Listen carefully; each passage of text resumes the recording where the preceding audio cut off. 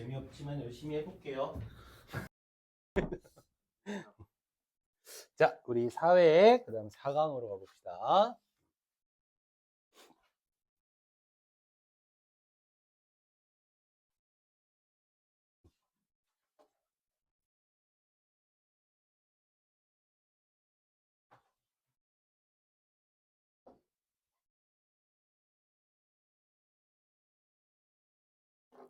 자, 사회문항 4강.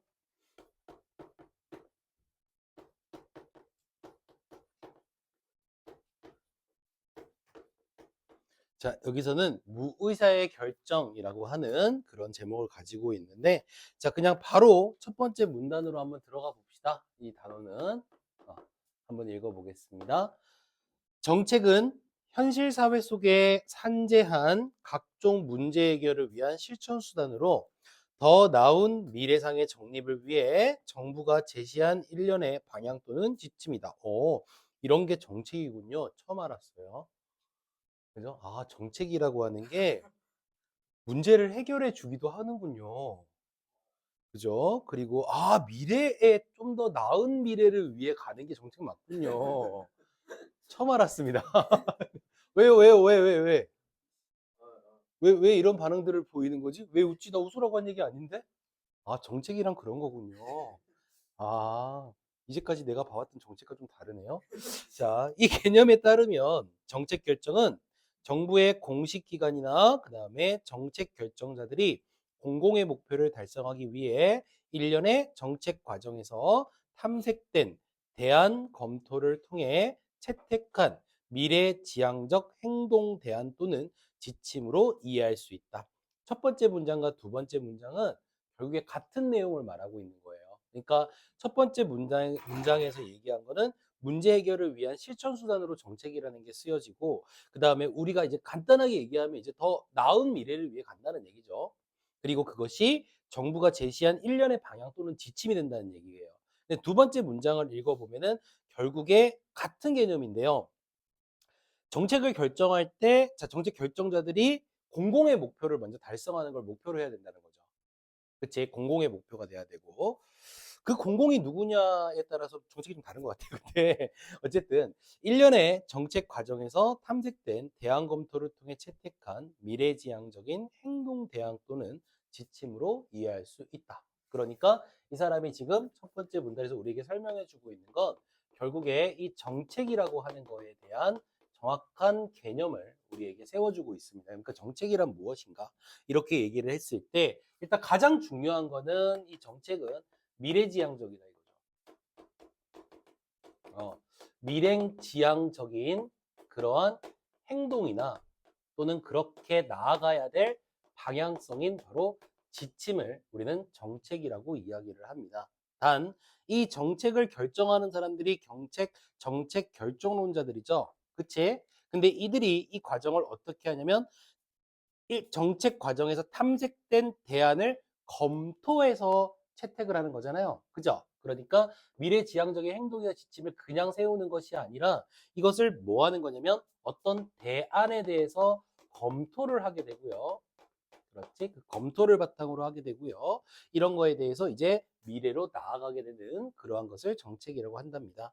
민주사회에서 이러한 정책의 결정이 누구에 의해 이루어지는가에 따라 시민단체, 국회 등 다양한 참여자나 집단에 의해서 다원적으로 결정된다고 보는 다원주의자 입장과 소수의 엘리트에 의해서 정책 결정이 주도된다고 보는 엘리트론이 있다. 그러니까 정책에 대해서 알겠지?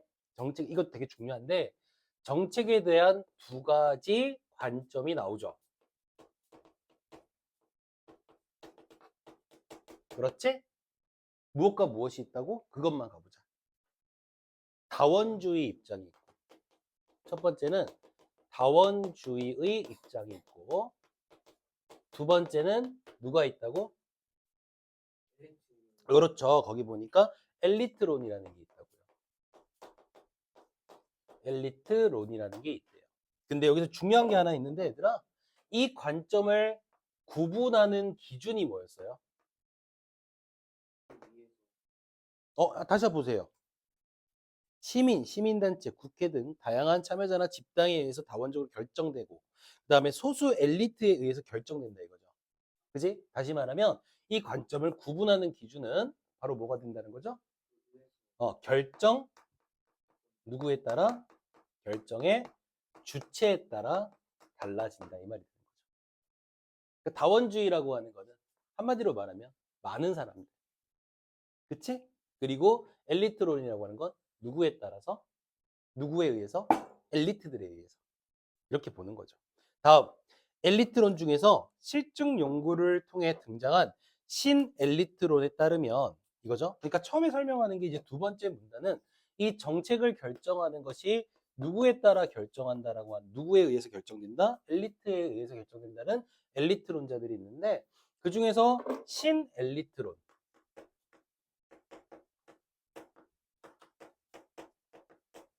신엘리트론의 생각은 조금 어떤지 봅시다. 자, 이 사람은 사회는 소수의 지배 엘리트와 조직화되지 못한 일반 사회로 구성이 되어 있다. 이렇게 보는 거예요. 자, 이 사람들은 정책에 대한 얘기를 해주는 거는 맞아요. 근데 그 전에 전제로 먼저 깔아주는 게 있습니다. 이 정책을 결정하는데 무엇을 알아야 되냐면 바로 첫 번째로 우리가 알아둬야 되는 게 사회 구성원을 알아두라고요. 우리가 어떤 사회가 어떻게 구성이 돼 있냐라고 했더니 이 사회 구성론자들이 두 가지로 나눠져 있다는 거죠. 그러니까 쉽게 말하자면, 그치? 첫 번째는 어떤 사람들이 있다? 지배 엘리트들이 있고, 그치? 소수. 근데 이 사람 소수야. 지배 엘리트는 바로 소수야. 그리고 다수로 형성된 누가 있다는 거죠? 바로 일반 시민들. 일반 시민들이 있다. 이 사람들은 다수로 설정이 돼 있다. 이렇게 돼 있는 거예요. 그럼 일단 이 지배 엘리트들을 볼게요. 지배 엘리트들은 출신, 경력, 생활 양식, 직책상의 상호 연관성 등에서 동질성을 가지고 있으며 지배 엘리트 집단은 어떻다? 폐쇄적이래요. 그러니까 지배 엘리트는 특징이 두 가지가 핵심이죠. 첫 번째, 그들 사이에 서로 뭐가 있죠? 동질성이 있어요. 여기 동질성이 곧 무엇으로 이어지냐면 차별성으로 이어지지 않을까. 우린 니네랑 달라. 뭐 이런 거지. 그죠? 근데 한동안 2년여 동안 또 한 3년도 안 되는 이 시간 동안에 어떤 엘리트들이 존재를 했냐면 서울법대 사람들 또는 검사, 검찰과 관련 있는 사람들 이 사람들이 바로 우리의 소수의 지배계층이었죠. 그죠? 그래서 또 있고 그 다음에 이들은 폐쇄적이에요. 그러니까 소통이 없다는 거죠. 자기네들 그러한 집단의 형성이 돼 있다는 얘기죠. 이건 뭐 어려운 거 아니에요. 이러한 특성을 가진 지배 엘리트들은 세부적인 사항에 대해서 의견이 다를 수 있지만 체제 유지, 기본적 가치에 대해서는 대체로 합의를 이룸으로써 보수적 성격을 가지게 된다라고 하는 겁니다. 핵심은 뭐냐면 이들은 동질성과 폐쇄성도 있지만 역시 가장 강한 것은 뭐가 있다라고 하는 게 중요하냐면 보수성이라는 게 있다는 거죠. 그러니까 보수라고 하는 게 뭐냐면 그러니까 사실 우리나라 보수가 잘못된 보수인데 보수라고 하는 건 일정 체제, 알겠죠? 그 체제를 뭐 시키고자 하는 거? 유지시키고자 하는 것이 보수거든요. 알겠니? 그래서 이 보수성을 가지고 있다는 건 이들끼리 서로 무엇을 만들고 자발적으로 뭘 만들고 체제를 만들고 그 체제를 유지시키려는 성질. 그것이 보수성이에요. 자신의 체제를 유지시키려고 하는 것이 바로 보수성이 된다. 이렇게 볼 수가 있고요. 다음 보겠습니다. 또한 이들은 자원을 배분하고 권력을 지속적으로 유지하려고 한다. 그렇지? 그러니까 엘리트들이니까 소수고 지배계층으로 보통 되겠죠. 그죠? 맞지? 그러니까 자신들이 가지고 있는 지배력을 계속 뭐 하려고 한다? 유지하려는 속성. 다시 말하면 권력을 뭐 하려고 한다는 얘기니까 유지하려고 하는 그러한 속성이 있다. 이렇게 볼 수가 있어요. 다음으로 가볼까요? 자, 또한 이들은 국가의 중요한 정책 결정을 독점으로 주도하고 때로는 은밀하게 결정하기 때문에 다른 집단들은 이러한 정책 결정에 큰 역할을 하지 못한다라고 얘기를 하는 겁니다. 그러니까 그 다른 집단은 곧 누가 되겠어요? 일반 시민들이 되겠죠. 이 일반 시민들은 정책 결정에 뭐 할 수 없다는 거죠? 정책 결정에 뭐 할 수 없다? 참여할 수 없다 이 말이에요. 이들은 관여하거나 참여할 수 없다는 것이 바로 이 신엘리트론이라고 하는 사람들이고 결국에 이 정책을 결정하는 사람들은 누가 한다라고 하는 거죠? 이 지배 엘리트들이 한다라고 하는 것이 신엘리트론자들이지. 이 사람들이 바로 누구다? 정책의 주체가 된다 이거죠. 주체가 된다. 정책을 결정하는 주체가 된다. 근데 이 사람들은 왜 일반 시민들은 왜 정책 결정에 참여하지 못하느냐? 이들이 주체가 되었을 때 이들이 가지고 있는 성질 중에 가장 중요한 게 뭐야? 은밀해요. 말을 안 해줘. 지들 마음대로 한다 이거죠. 그리고 독점적이에요. 이렇게 하기 때문에 일반 시민들은 참여할 수 없다. 이 말이 되는 거죠. 누구의 생각이죠? 신 엘리트론의 생각입니다. 계속 좀만 더 가봅시다. 이거 뭐 어려운 거 아니에요. 그러므로 그다음 볼게요. 대중의 여론은 이들에 의해 실질적으로 형성되며 이들은 대중의 영향을 거의 받지 않습니다. 알겠지? 그러니까 쉽게 말하자면 일반 시민들이 곧 우리는 뭐가 되는 거예요? 대중이 되는 거죠. 그러면 우리가 여론이라고 하는 거는 이들에 의해서 영향을 줘요. 이들이 일반 시민들에게 여론을 영향을 줍니다. 알겠니? 근데 중요한 거는 자, 일반 시민들은 이 지배 엘리트들에게 영향을 주지 못한다는 얘기죠. 그러니까 이들이 어떤 여론을 형성해서 그걸 언론을 통해서 시민들에게 알려주면은 그 시민들은 그것을 사실로 믿거나 또는 그거에 대해서 여론이 형성이 되는 거죠. 근데 아무리 떠들어도 이들에게 영향을 주진 않아요. 알겠지? 점점 뭔가 자꾸 어디서 본 것 같은 얘기들이 자꾸 나오죠, 그죠? 삐딱해지려고 합니다, 사람이. 그래요. 그러므로 정책은 대중의 요구를 반영하는 것이 아니라 지배 엘리트들의 지배적 가치관이나 선호가 반영되어 있어 정책 변화는 점진적이고 안정지향적이다 이 말인 거죠. 알겠지? 자, 이들이 결정한 정책의 특징. 그러면 이렇게 이 지배 엘리트들에 의해서 이 결정된 이 정책의 특징은 쉽게 말하자면 변화가 있을까요? 없을까요? 네, 변화가 없습니다. 이런 경우에. 거의 변화가 없어요. 알겠지? 그리고 또 하나 더 보는 게 이제 이 정책을 계속 유지하려는 안정지향적인 그러니까 변화를 싫어하는 그러한 특징으로 정책을 구성하게 된다는 겁니다. 이유는 소수 엘리트들이 이 정책을 뭐 하니까 결정하게 되니까. 물론 우리나라는 아니에요.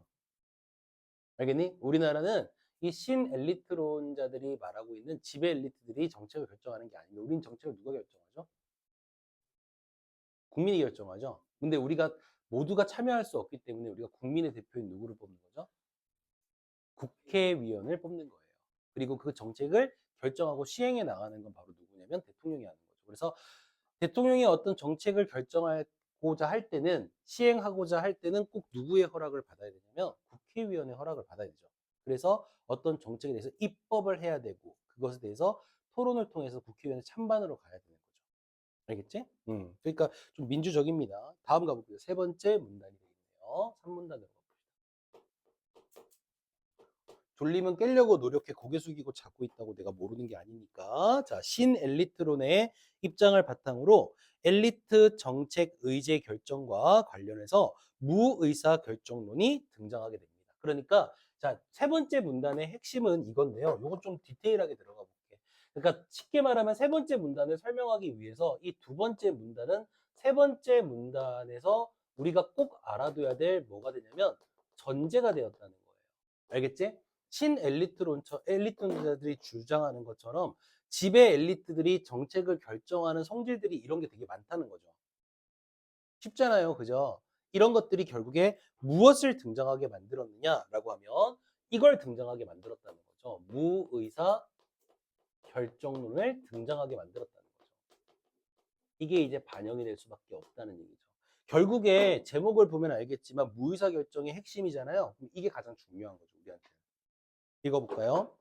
자, 무의사 결정은 정책 의제 설정 과정에서 지배 엘리트들이 자신들의 이해관계와 일치하는 사회 문제만을 의제로 통과시키고 자신들의 가치와 이익에 잠재적 또는 실질적인 위협이 되는 이슈는 의도적으로 의제 설정 과정에 진입하지 못하도록 방지하는 것입니다. 이거 수능이 안 나와.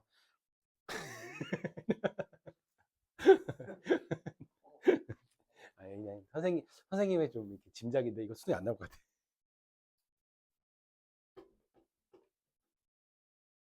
야, 너무 까는 거 아니야, 이거? 아, 나올 수 있겠구나. 그러니까. 아, 바뀌었지. 아, 잘렸지. 아, 그럼 나올 수 있겠다. 야, 이거 쓴 사람 EBS에 담겠다고 생각한 사람, 이야, 용기가 가상한데요? 이거 어떡하려고 이랬었어, 이걸. 큰일 날 뻔했는데. 그죠? 이거 비상계엄 일으킵니다. 이 사람 잡아가겠죠. 어쨌든, 아니, 중요한데, 자, 무의사 결정론이라고 하는 게 뭐냐라고 했을 때 아주 간단하죠. 그러니까 뭐 말이 좀 이렇게 복잡한데 그냥 핵심은 뭐냐면 정책을 뭐 하는데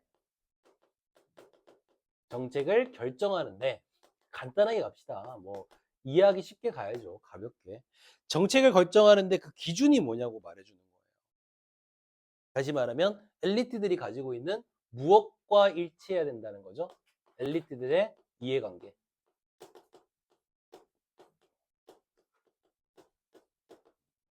이해관계와 일치해야 되고 뭐 이거 똑같은 말인데 결국에 이 정책 중에서 자신을 위협하거나 또는 자기에게 해가 될 거라고 생각하는 것들은 정책으로 입법하지 않는다는 얘기죠. 그치? 결정하지 않는다는 얘기죠. 이거 너무 쉽다. 그죠? 다음 가볼까요? 자, 무의사 결정은 의제 설정 과정뿐만 아니라 의제 설정, 정책 결정, 정책 집행, 정책 평가, 정책 완료의 순서로 이루어지는 일반적인 정책 과정 모두에서 발생할 수 있다는 겁니다. 그러니까 또 하나는 이 무의사 결정이라고 하는 거 있잖아요. 그죠? 이렇게 그러니까 이해관계, 그러니까 정책 결정을 하는데 항상 기준이 뭐가 되는 거냐면 엘리트들의 이해관계 속에 있다는 거예요. 이 말은 반대로 얘기하자면 자, 엘리트의 이해와 맞지 않는다면, 자, 엘리트들의 이해와 이해관계와 혹시 맞지 않는 것이 있다면, 그렇지. 정책 결정 과정 속에서 뭐가 될 수 있다는 얘기죠? 배제가 될 수 있다는 거예요. 정책 결정 과정에서 뭐 할 수 있다? 배제가 될 수 있다는 얘기거든요. 쉽게 말하자면. 근데 그 과정이 일반적인 과정 5가지를 모두 다가 얘기를 해도 결국에 이들은 어떻게 할 수 있다? 모두 다 적용이 된다는 얘기죠. 다음 가볼까요? 네. 무의사결정은 의제 결정뿐만 아니라 다양한 순서로 발생할 수 있고요. 지배 엘리트들이 위협적인 이슈가 의제결정 과정으로 진입되는 것을 막지 못한다면 그들은 정책 결정 과정에서 정책 대안의 범위나 내용을 수정하거나 축소시키는 방법도 사용하고요. 정책 집행 단계에서는 예산을 감축하거나 집행자를 매수하여 이 개새끼들 정책 집행을 방해하기도 합니다. 그다음 정책 평가나 정책 완료 단계에서는 편견을 동원하여 정책에 대한 부정적인 평가를 유도하죠. 이때 이제 가장 많이 활용되는 게 언론이죠. 그죠? 유도하여 정책을 종결시킨다. 좀 이해하기 쉽게 예를 하나 들어볼까요? 그러니까 선생님이 가장 좀 주목해서 봤던 정책 중에 하나가 아이들 있죠. 아이들에게 무상급식을 하자라는 얘기가 있었을 때 얘기예요. 지금은 무상급식이 실시되고 있는 상황인 거잖아요. 그때 이 과정을 하나씩 들여다보면은 먼저 이런 거죠. 처음에 시작할 때 이 사람들은 의제 설정 과정에 진입을 하는 것을 막는다는 거잖아. 그때 이 무상급식을 처음으로 주장했던 지역이 어디냐면 서울이 먼저 시작을 했거든요. 그때 이제 이것을 반대하는 사람들이 있었어요. 그 사람이 지금 서울시장이에요. 오세요. 알겠니? 좀 있으면 감옥 갈 것 같아. 아니, 선거 여론조사를 조작해둔 그 관여를 했다 그래가지고 감옥 갈 것 같긴 한데 이제 그럴 것 같아요. 근데 어쨌든 이 사람이 뭘 했었냐면 진입하는 걸 방해하는 거예요. 근데 어떤 식으로 방해를 했느냐? 이거 하면 안 됩니다. 그러니까 이거 국민 투표를 합시다. 그러니까 그러니까 안 된다고 무상급식 안 된다고 주민 투표를 하자는 거야. 실제로 했어요. 근데 주민 투표의 참여 비율이 높아야지만 되거든요. 30 몇 퍼센트, 1% 많이 되게 넘어야 되거든요. 근데 그 못 넘어서 그냥 무산돼 버려요. 그래서 그냥 시행이 됐어요. 이거는 뭐 하는 거야? 진입 과정을 방해하는 거죠. 아예 의제로 아예 못 들어오게.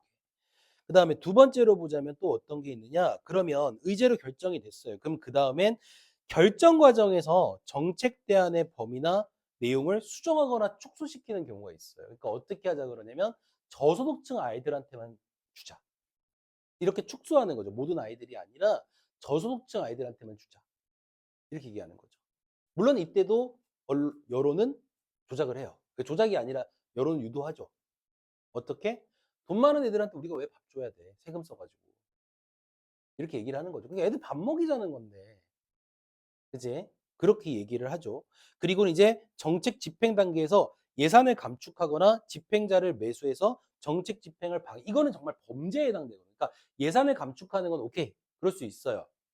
알겠니? 뭐 이건 서울시 예산이니까 서울시 의회에서 그럴 수는 있다고 봅니다. 하지만 여기에서 이제 중요한 거는 뭐가 되는 거냐면 이 과정 속에서 이제 뭐 만약에 매수를 하게 되면 이거는 범죄에 해당이 되니까 그럴 수가 있고 마지막으로 이제 정책을 평가하거나 완료할 때 그 무상급식을 했을 때 이제 부정적인 평가 다시 말하면 뭐 세금이 모자르다. 알겠니? 애들 밥을 줘서 세금이 모자르다. 이런 식으로 유도를 해나갈 수 있다는 거죠. 근데 누가 봐도 이 무의사 결정론이라고 하는 것은 정책을 자기네들, 그러니까 집단 이기주의, 집단 이기주의, 엘리트들만의 이해관계, 이거에 의해서 지금 정책을 결정하는 거잖아요. 그럼 누가 봐도 이거는 긍정적이지 않은 것 같아요. 그렇지 않니, 여러분들이 볼 때? 그죠? 이 글이 말하는 것도 그런 것 같아요. 그리고 네 번째 문단을 볼까요? 4문단의 내용을 보자면 이러한 무의사 결정을 위한 대표적인 수단입니다. 그러니까 이제 다시 말하면 정책을 결정할 때 무의사 결정의 수단의 방법들을 지금부터 알려줄 거라는 거죠. 다시 말하면 엘리트들의 이해관계와 맞게 정책을 결정할 때 알겠지? 어떤 방식을 사용하느냐 라고 하는 게 수단이에요. 어렵지 않죠? 첫 번째로 나오는 게 뭡니까? 나오죠? 첫째, 그리고 나옵니다. 바로 폭력성. 이제 가장 유치한 거죠. 폭력성. 가장 인간답지 않아. 인간이니까 가능한 건가? 이 수단은 기존 질서를 변화시키는 의제나 그 다음에 기존 질서의 변화에 대한 요구가 정책 의제화 되지 못하도록 경찰력과 같은 물리적인 힘을 사용해 강제로 저지하는 방법으로 가장 직접적인 수단이라고 할 수 있습니다. 그러니까 폭력성은 결국에 공권력을 이용한 물리적인 힘이에요. 공권력과 같은 공권력을 이용한 물리적인 힘입니다. 지금은 아닌데요. 옛날에 지금도 그럴 수 있을까? 잘 모르겠네요. 예전에는요. 그러니까 자유당 시절 뭐 이럴 때 있잖아요. 그 이승만 정권 때. 그때 어떤 의제를 결정하려고 하는데 뭐 이거 통과하면 이제 자유당이 그러니까 이승만이 힘들어져요. 그러면은 경찰이 들어가서 하면은 그건 뭐예요? 이거 누가 봐도 정부의 횡포가 되는 거잖아. 그러니까 누구를 동원하겠죠? 이 사람들은 들어가면 안 되긴 하지만 어쨌든 정부와 관련이 없다라는 걸 증명하면서 방해할 수 있는 방법이 있는데 그 사람들이 누구냐면 깡패들인 거예요. 우리가 흔히 얘기하는 조폭들. 그 사람들이 국회로 들어가서 난장판을 만드는 거죠. 알겠니? 그 대표적인 사람이 이정재잖아요. 통장의 이슬로 사라졌던. 재밌는 일화가 있어요. 이정재가 그러려고 들어갔는데 국회의원 중에 이정재 못지않게 주먹을 잘 쓰는 사람이 있어서 둘이 대치를 했대요. 그 사람이 누구죠? 몰라요? 그 사람이 김두한. 김두한이 국회의원이었잖아요. 그러니까 이정재가 이제 깽판치로 들어갔는데 김두한이 이제 그 사람도 이제 조폭 출신이니까 둘이 국회에서 대치를 탁. 근데 사실은 이제 공권력을 이용하는 거는 물리적인 힘으로 폭력성을 가하는 거는 이거는 민주사회에서는 전혀 있을 수 없는 일이죠. 그다음 볼까요? 민주주의 체제와 정보화 시대에서는 이 수단이 매우 신중하게 사용될 수 있고 신중한 정도가 아니라 사용하면 안 되죠. 그지? 이거는 좀 큰일 나죠. 둘째는 권력의 행사로. 그렇지. 두 번째는 권력의 행사를 하는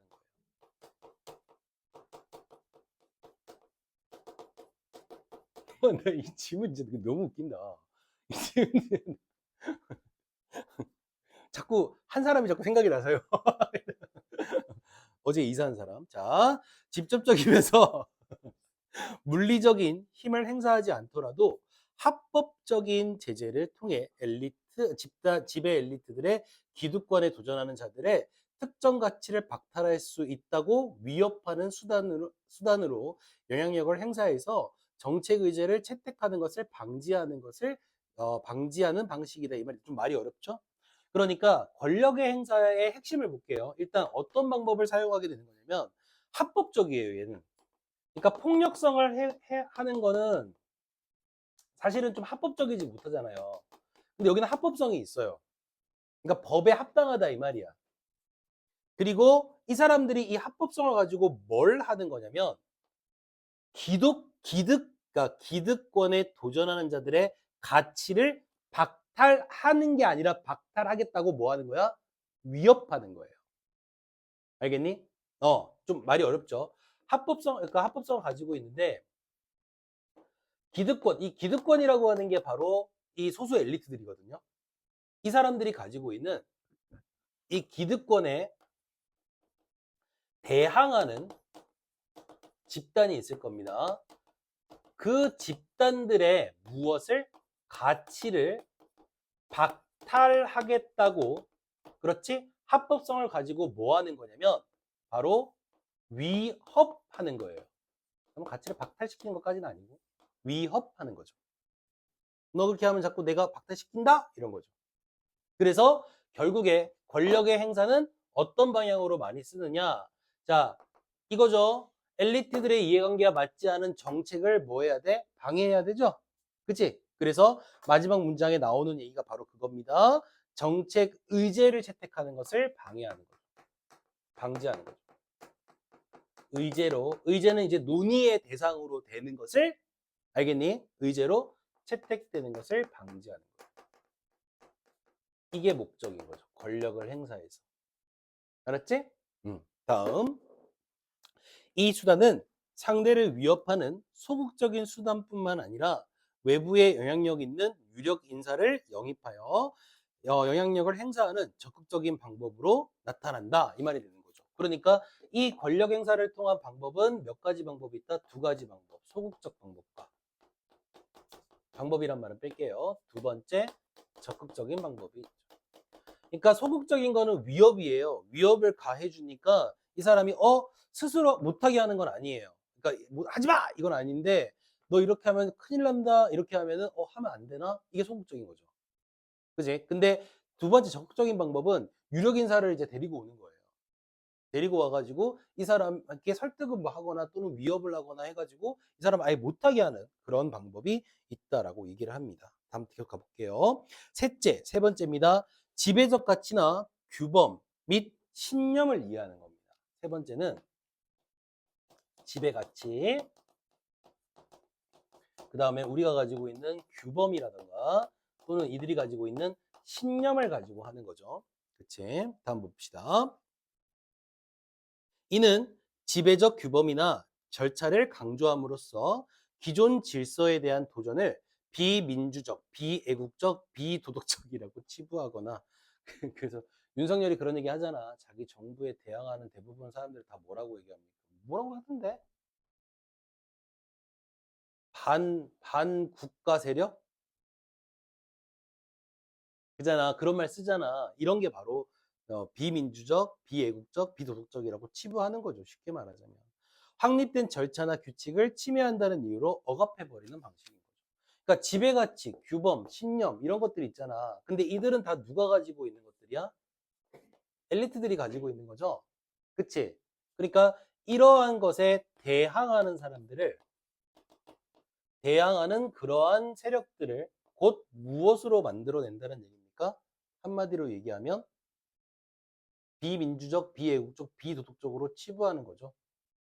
이들은 우리 질서를 침해한다라고 생각을 하는 거예요.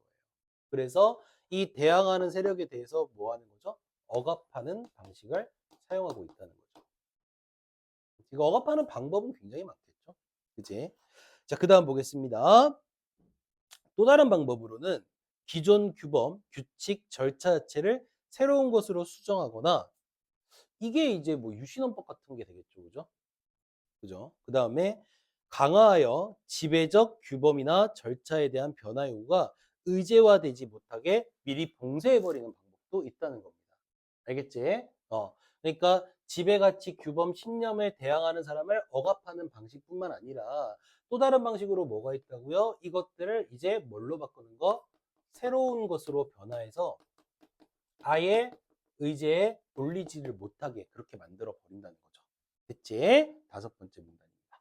자, 이러한 무의사 결정의 수단은 현대 사회에 들어서 둘째나 셋째 방법이 주로 사용되는데 문제는 이 수단들의 사용이 표면적으로 드러나지 않는다는 겁니다. 그러니까 무의사 결정의 특징입니다. 와, 진짜 중요한 거죠. 이거 졸라 무서운 거야. 이게 눈에 띄면 우리가 지금 속고 있구나, 우리가 이렇게 억압받고 있구나, 이걸 알아야 되는데 보통은 이 두 가지 방법을 사용한다는 거죠. 현대사회는. 그지? 그런데 이게 문제는 뭐냐면 표면에 드러나지 않는다는 거예요.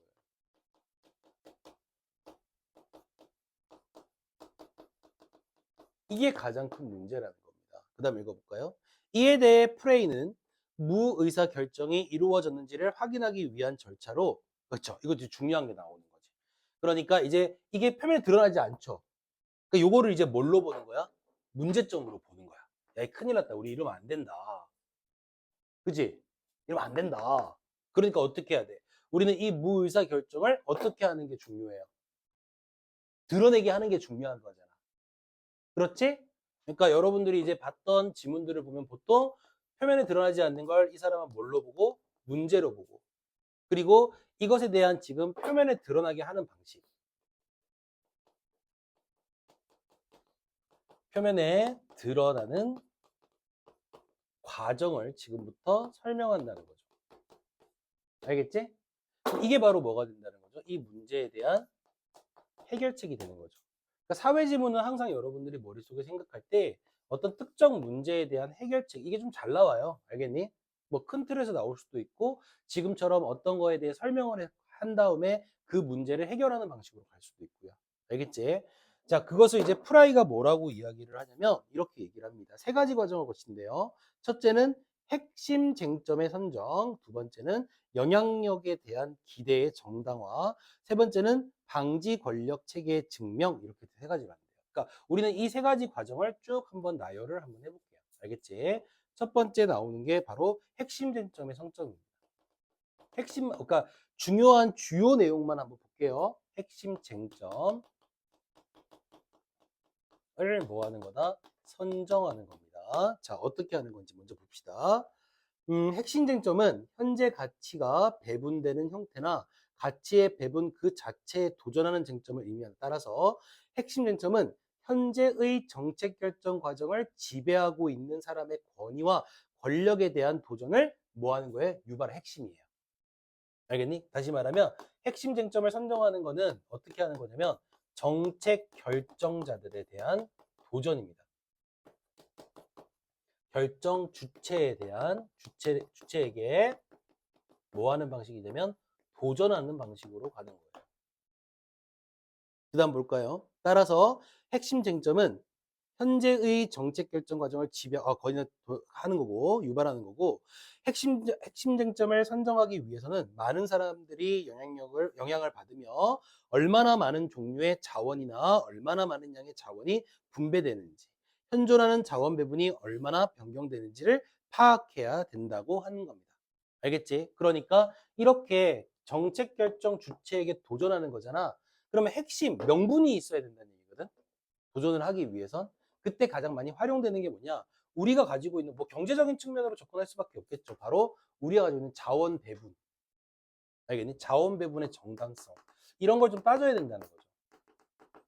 그래야지만 이들에게 도전할 수 있다는 거죠. 그러니까 쉽게 설명할게요. 니네 정책이 이런데, 니네 정책이 이렇게 했을 때 우리에게 어떤 이런 이익이 올 거니? 정당하게 우리가 배분이 될 수 있는 거니? 너희들의 정책이 우리의 삶에 얼마큼 윤택하게 만들어 줄 거니? 이런 것들 따져볼 수 있다는 거죠. 이해가 됐어요? 그러면 그들이 잘못되었다고 우리가 말할 수 있거든요. 됐어요? 다음 가볼게요. 그 다음. 자, 이렇게 핵심 쟁점이 선정되었다면 영향력에 대한 기대를 정당화 시켜야 됩니다. 이번엔 영향력에 대한 기대 정당화.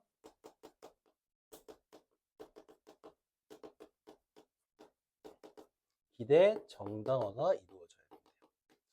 자, 이거는 뭘까요? 그냥 말 자체를 놓고 봐도 좀 이해하기가 쉬운데, 자, 계속 읽어보겠습니다. 이는 핵심 쟁점과 관련하여 기존의 질서에 도전하는 집단, 피해가 예상되거나 피해를 입고 있는 집단이 정책 결정의 과정에서 영향력을 행사할 것인지 행사하지 않을 것인지에 증명할 수 있는 근거를 제시하는 겁니다. 이거 너무 쉬워요. 그러니까 한마디로 말하면 어떤 정책이 있을 거 아니야. 그 정책이 시행됐을 때 정책의 누가? 피해자들이 핵심이에요. 정책의 피해자들. 그치? 이들의 행위가 중요한데 이 사람들이 뭐 할 거야? 우리가 이런 피해자들이니까 우리가 이렇게 피해를 받고 있어요 라고 얘기를 하면서 이들의 영향력이 핵심이 되는 거죠. 이게 핵심이에요. 정책의 피해자들의 영향력이 핵심이 돼요. 한마디로 말하면 이 정책을 시행했을 때 우리가 이런 피해를 받아요라고 어떤 사람들이 강요하거나 강조하거나 이들이 주장을 하게 되면, 그치? 그게 뭐가 되는 거야? 이렇게 하면 안 된다라는 정당화가 생기는 거잖아요. 알겠어요? 이해가 됐죠? 그 다음 마지막 세 번째입니다. 셋째, 마지막으로 방지 권력 체계의 증명이 되겠습니다. 이번엔 방지 권력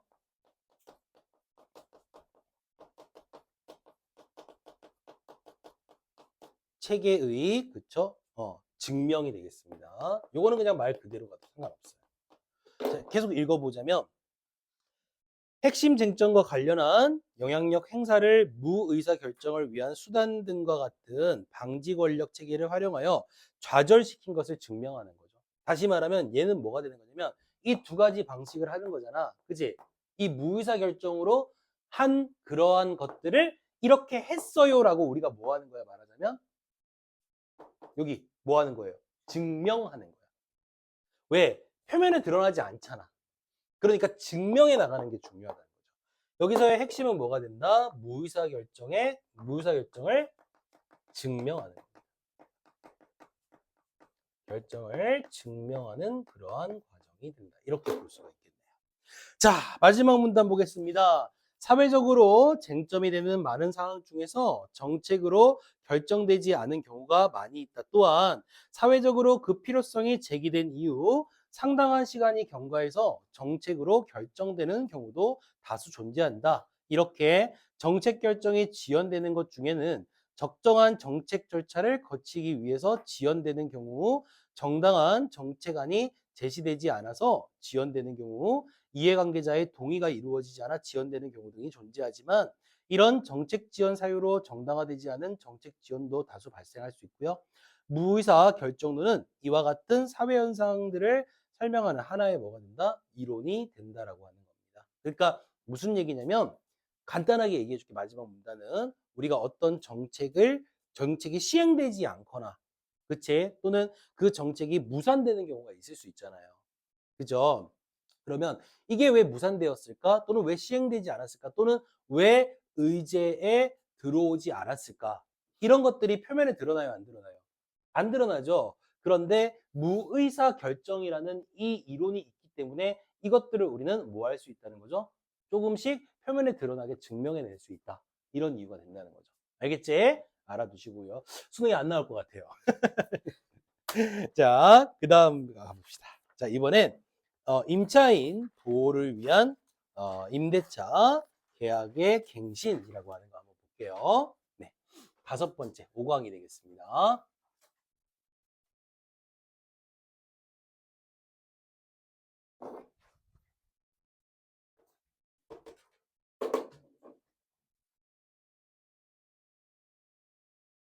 뭐 이 말이 정말 많이 나오는데 임차인 또는 임대차 이런 말이 쓰죠. 임차인이랑 임대인, 그지? 임차인이 뭐냐면 어떤 공간이나 부동산을 빌려주는 사람을 임차인이라고 하고요. 알겠니? 그 다음에 임대인은 이제 빌려 쓰는 사람들을 이제 임대인이라고 얘기를 하죠. 그렇지 않지? 바뀌었나? 아닌데? 그쵸, 그쵸? 네. 아닌가? 갑자기 생각이 안 나. 임차인이 빌린 사람이고요. 임대인이 빌려준 사람. 알겠죠? 그러니까 우리가 전세를 산다고 만약에 예를 들자면 전세를 산다고 얘기했을 때 근데 어떤 수업을 하는데 선생님이 최근에 이제 촬영으로 해도 되나? 공개가 안 될 거니까 괜찮나? 그 세종이 약간 지금 부동산이 약간 들썩들썩하거든요. 왜냐면 이제 지금 가장 유력한 항상 정책과 관련이 좀 있는데 혹시 집을 자가로 가지고 계신 어머님들, 부모님들 절대로 팔지 마시라고 하죠. 꼭 갖고 계시라고 얘기를 해야 되는데 그 지금 가장 유력한 대통령이 이제 이재명이잖아요. 근데 이재명 대통령이 이재명 대통령이라고 하면 안 되죠. 이재명 이제 후보가 이제 곧 후보가 될 사람이죠. 마음속에 얘기가 나와버렸어요. 이재명이라는 사람이 이제 그렇게 얘기를 했대요. 그러니까 가장 유력하잖아요, 지금 현재. 뭐라고 얘기를 했냐면, 이제 대통령실을 세종으로 이제 내려오겠다, 이제 얘기를. 원래는 그게 이제 정책의 상이 있었는데 시행을 안 한 것 뿐이었죠. 생뚱맞게 용산으로 가는 바람에, 그게 이제 또, 근데 용산은 지금 어떤 거냐면, 좀 이미지가 그치. 상징적으로 좀 안 좋은 상징성이 있잖아요. 그래서 거기가 이제 없어지고, 이제 대통령실 일로 옮기겠다. 이제 이렇게 얘기를 하고 있고, 직무실을. 그럼 대통령 직무실이 내려온다라고 하는 거는 뭐, 사실 엄청난 수도 자체가 완전히 이제 세종에 힘을 가해주겠다는 얘기가 돼버리는 거잖아요. 그렇죠. 그러면 자연스럽게 모두 같이 내려와야 돼. 빠른 의제 결정을 위해서 대통령실이 내려오면 이제 지금까지 하고 있는 국회의사당까지도 다 내려올 가능성이 굉장히 높아지는 거죠. 이렇게 되면 이제 세종은 뭐, 이야, 정말 수도가 될 수도 있겠다. 선생님의 작은 바람은 뭐냐면, 진짜 작은 바람인데, 대학이 하나 생겼으면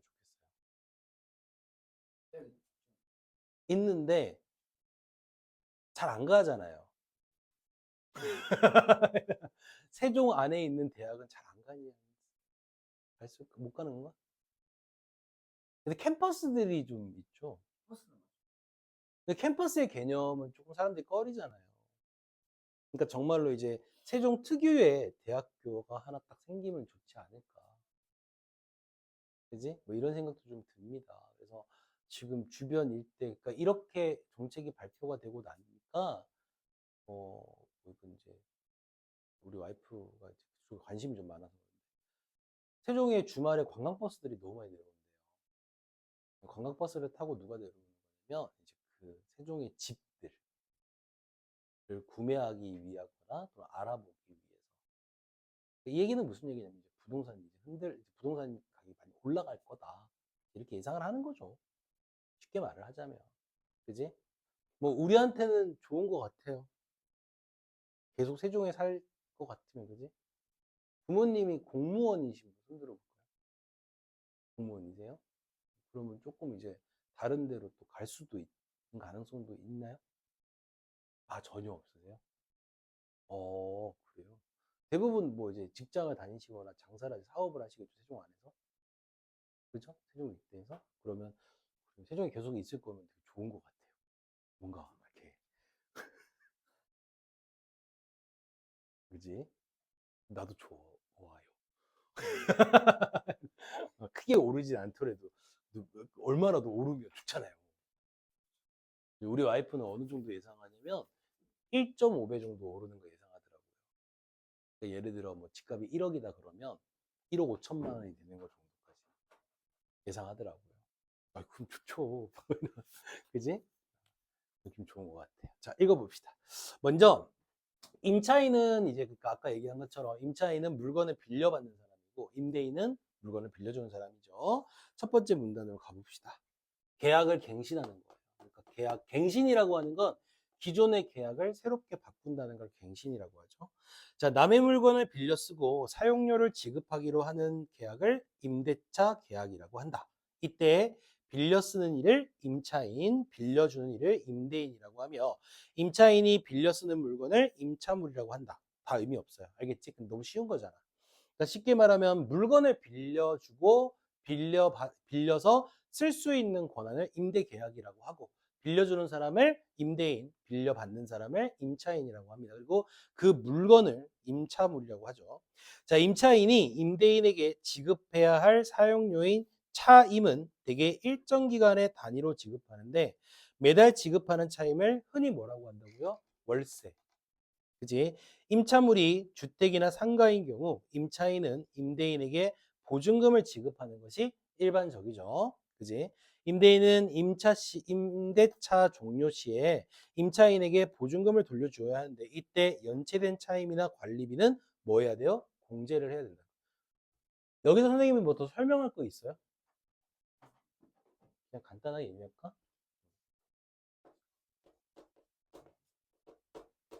네, 이렇게 표로 설명해 볼까요? 첫 번째 문단 뭐 내용이 별로 어려운 게 아니라서 이렇게 되는 거잖아, 그지? 맞지? 어. 이때 임대인이 임차인에게 물건을 빌려주죠. 그 물건을 뭐라고 한다고? 임차물이라고 얘기해요. 그럼 어쨌든 임차인은 임대인에게 물건을 빌려받았으니까 거기에 대해서 무엇을 해야 된다고요? 나왔어요. 뭘 줘야 된다고 돼 있어요, 거기에. 차임. 그렇지. 그러니까 쉽게 말하면 임대의 임대의 대가를 주는 거죠. 돈으로 주는 거죠. 그치? 근데 이거는 보통 단위를 나누어서 주는 거기 때문에 뭘로 나누면 그걸 뭐라고 부른다고? 월세라고 부르고. 기본적으로 월세라고 하는 걸 했을 때 차임에는 항상 무엇이 붙는다고요? 보증료가 붙는다고요. 알겠지? 그래서 준 다음에 이것이 이제 연체되는 차임이 있거나, 그러니까 월세를 덜 냈다는 얘기죠. 그죠? 있거나, 그 다음에 관리비가 공제되는 경우, 관리비가 연체되는 경우에는 이렇게 보증료에서 까서 준다는 얘기죠. 그지? 아, 보증료가 아니라 보증금. 그치? 보증금에서 까서 준다는 얘기죠. 이건 뭐 어려운 거 아니에요. 자, 민사법률 관계에서 계약 자유의 원칙이 적용되므로 임대차 계약의 경우에는 계약 체결 여부, 차임이나 보증금의 액수, 임대차 기간 등은 모두 임대인과 임차인의 합의에 의해 결정되는 게 원칙이다 이거예요. 그러니까 기본적으로 이들이 이렇게 하는 걸 우리는 뭐라고 얘기하죠? 임대 계약이라고 얘기하죠. 자, 임대 계약의 형성은 항상 두 사람의 무엇에 의해 해야 되는 게 맞는 거죠? 원래는 원칙적으로 합의에 의해서 해야 되는 게 맞는데, 근데 그 다음이 중요해. 그러나 임대차 기간 결정이나 차임 증액, 그러니까 임대차가 기간이 결정돼 있을 거 아니야, 그지? 근데 그거를 뭐 변경할 때 또 결정하거나 또는 차임, 그러니까 보증금을 증액, 높일 때 등에 대해서는 법률 규정이 당사 간의 합의보다 어떻게 된다? 우선 적용이 된다라고 하는 겁니다. 그러니까 계약은 기본적으로 합의대로 합니다. 그렇지. 그런데 이 합의에 의해서 하지 않는 것, 다시 말하면 어떤 상황이 있냐면 법률에 의해 결정되는 부분도 있다는 거죠. 합의가 아닌 법률에 의해 결정되는 것들이 있다라고 이야기를 합니다. 그게 바로 뭐가 되는 거냐? 바로 임대 기간 결정이나 그 다음에 이 보증금 있죠? 차임 있죠? 보증금을 우리는 차임이라고 하면 되겠는데 보증금의 증액 같은 것이 나올 때는 자, 합의에 의해서 하는 것이 아니라 어떻게 한다고 얘들아? 법률에 의해 결정한다. 알겠지? 나는 자세히 잘 모르겠는데 이 보증금을 갑자기 느닷없이 얼마까지 확 올릴 수는 없는 걸로 알고 있어요. 그러니까 법률로 제한이 되어 있는 걸로 알고 있어요. 그 다음 볼까요? 두 번째 문단. 자, 주택임대차보호법은 임차인의 주거생활 안정을 위해 임대차 기간을 보장하는 규정을 두고 있습니다. 그러니까 이제 두 번째 문단부터 나오는 얘기는 결국에 뭐가 되는 거냐면 법률로 규정된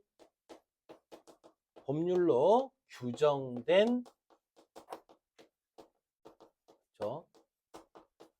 임대차 계약이에요. 첫 번째로 설명하는 게 바로 무엇이 정해져 있다는 얘기입니까? 임대차 기간을 보장하는 규정이 있다고요. 알겠니? 네. 임대 기간을 보장하는 그런 규정이 있다는 얘기입니다. 근데 뭐 목표가 있어요. 왜 보장하느냐? 거기서 읽어보면 알겠지만 임차인의 주거 생활을 어떻게 하기 위해서? 얘들아, 주거 생활 무엇을 위해서? 안정을 위해서. 알겠니? 그러니까 주택법에서 주거 생활 안정을 위해서. 뭐 내가 여기서 임차인이라고 쓰지 않아도 알겠죠? 왜냐하면 이걸 빌려 쓰는 사람이 임차인이잖아요. 그죠? 임차인의 주거생활 안정을 위해서 이렇게 임대기간을 보장해 주는 게 법률로 정해져 있다는 얘기죠. 이 법은 임차물이 주택이기만 하면 차임이나 보증금 액수와 무관하게 적용되지만 일시 사용을 위한 임차인 경우에는 적용되지 않습니다. 이 법은 임차인의 주거 생활 안정을 위해 최단 존속 기간을 2년으로 보장하고 임차인에게 갱신 요구권도 부여되게 된다는 겁니다. 자, 핵심 봅시다. 두 가지인데요. 첫 번째, 자, 이때 임대 기간 얼마로 규정이 돼 있다는 얘기죠? 2년으로 규정돼 있고요. 그렇지? 자, 그다음 또 하나 더 있네요. 중요한 거. 갱신 요구권도 임차인한테 부여가 된다는 거죠. 갱신 요구권이라는 게 뭐예요? 좀 늘리고 싶어요. 기간을. 이렇게 얘기하는 거죠. 자, 그다음입니다. 최단 존속 기간은 당사자들이 임대차 기간을 2년 미만으로 약정했거나 아예 약정되지 않을 때 적용됩니다. 그러니까 앞에서 봤을 때 최단 존속 기간이라고 하는 것을 2년으로 보장한다 그랬죠. 그죠? 맞지? 근데 이것보다 짧은 경우가 있죠. 일시 사용하는 경우. 그지? 이런 경우에는 이 법률이 적용되지 않습니다. 알겠죠? 다음. 다만 다만 임차인은 법률보다 불리한 내용의 약정이 유효임을 주장할 수 있다. 예컨대 임대차 기간을 1년으로 약정된 경우 임대차 기간 1년이 경과하면 임차인은 임대차 기간 만료의 효과인 보증금 반환 등을 뭐 할 수 있다? 주장할 수 있으나 말이 어렵지. 근데 1년으로 계약했지? 맞지? 근데 뭐라고 해? 이제 1년 지났으니 보증금을 어떻게 주세요? 돌려주세요 하면 된다고. 안 어렵지? 근데 문제는 임대인은 2년이 경과할 때까지는 임대차 기간 완료를 뭐 할 수 없다고? 주장할 수 없다. 이 법이 씨발 뭐 그지 같죠. 그죠? 이렇게 볼 수가 있습니다. 자, 세 번째 문단은 이제 임차인의 주거생활 안정이라는 관점에서 볼 때 존속기간이 어떠면 좋은지에 대한 설명인데 이건 10분만 쉬었다 합시다. 알겠죠? 네.